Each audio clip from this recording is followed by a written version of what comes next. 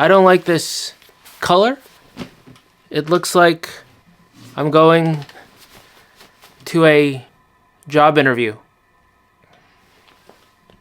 Well, Deebo has been traded to the Washington Commanders. I am sad to see him go. I like Deebo. I know a lot of fans have been crapping on him, like, oh, you can't separate, you can't get to.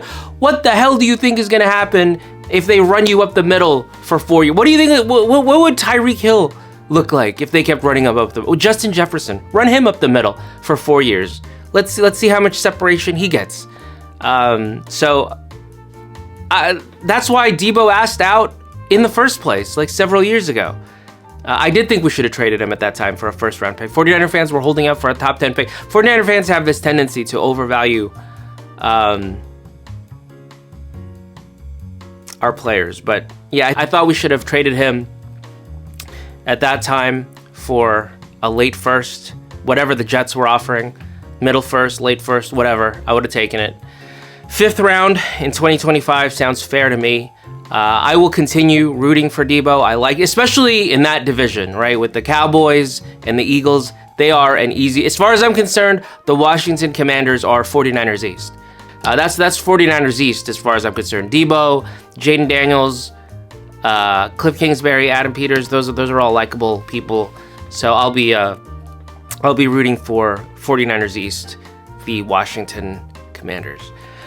I was saying we overpaid Brandon Aiyuk, and this guy's like, what about the catch in the NFC Championship game? The ladybug catch. Dude, the ball flew right in front of his face. I don't know what you're talking about. Like, I literally could catch that ball. I don't know why you think that's worth $120 million.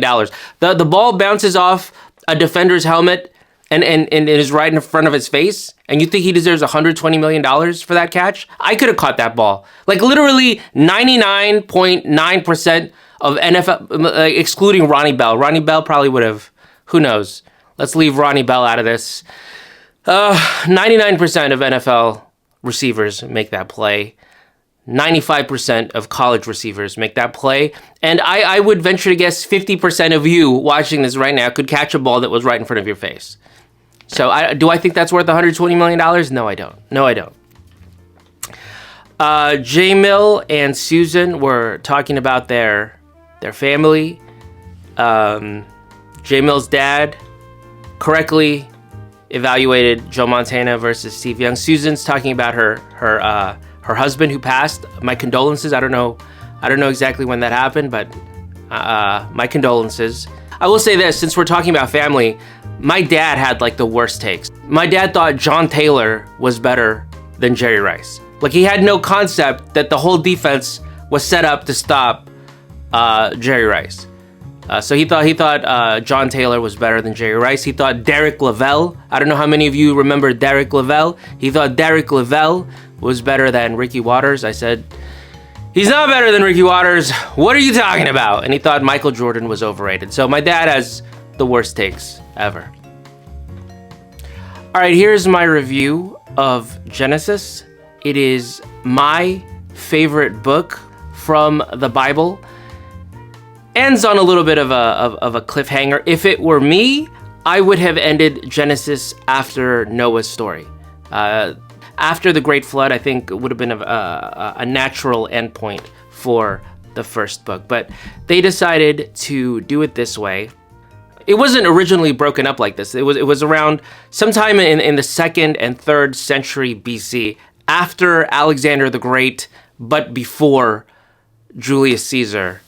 Cleopatra's great, I don't know how many greats, great grandpa, who was Macedonian.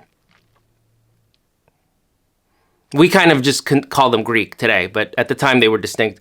Anyway, I'm getting off track. The point is, Jewish scholars in Egypt translating their holy book into Greek decided to divide it up this way. I personally would have ended Genesis with the end of the Great Flood, but that's just me. Okay, anyway, we all know God created the world, created Adam and Eve.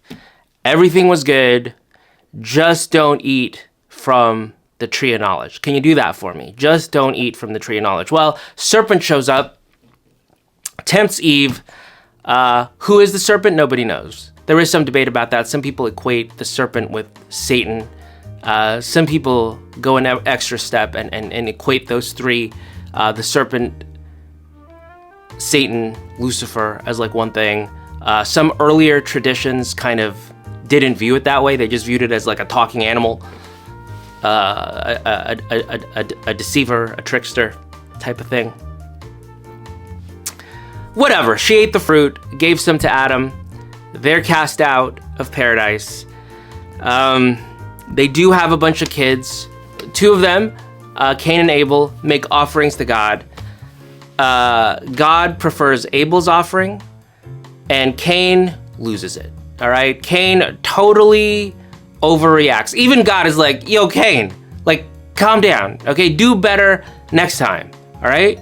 Do better next time. Cain, he can't get over it. He slays his brother.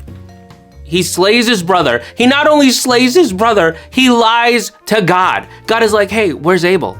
Cain is like, how should I know? Am I my brother's keeper? I'm not my brother's keeper. God's like, I'm God. I know what you did, dude. I know what you did.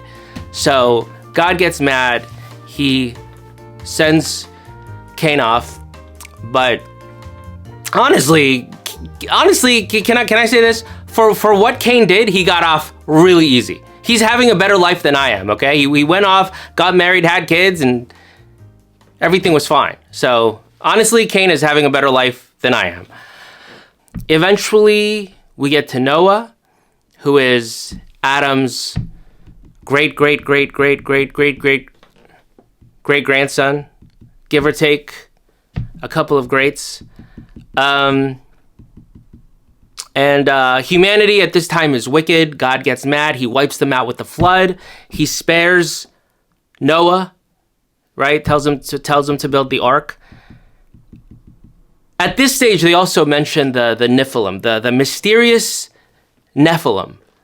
All we know about them is they are the sons of God. They got it on with human women. They are also referred to as the fallen ones. They are very tall. I don't know. I wish there was a spin-off about the Nephilim. I would absolutely read that. They need to do a spin-off of the Nephilim. But anyway, humanity has to restart from just 8 people. Okay, Noah, his kids, and their wives. Now, keep in mind, Noah and his kids lived for hundreds and hundreds of years. So they had way more kids than people do today. They had so many kids that in about 300 years, there were 70 nations in the world, including, not explicitly stated, but we are to assume that includes who eventually became Asians, North Americans, and South Americans. But these 70 nations try to build a tower to heaven. And God is not happy about this. Not only are they like trying to like come up here, that's one thing, but God also told them he wanted them to spread out. But they refuse. God gets mad. He makes it impossible for them to communicate with one another. And that causes them to, the humans to scatter across the earth. Now, long story short, Abraham, a direct descendant of Noah, has 2 sons. Ishmael, the ancestor of Arabs, and Isaac, the ancestor of the Israelites. And then Isaac has 2 sons, Esau and Jacob.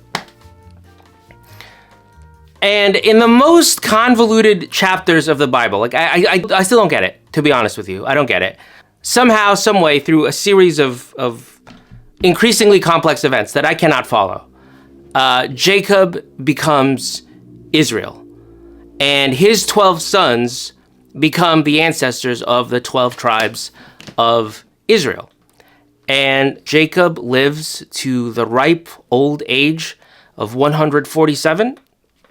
And that is the end of Genesis, leading up to Exodus. Personally, I would give Genesis an 8 out of 10. I would have given it a 10 out of 10, because such great, memorable events occurred in Genesis. But I gotta give it, but the Jacob stuff, I don't get the Jacob stuff. I don't understand the Jacob stuff. So I give it an 8 out of 10. Great story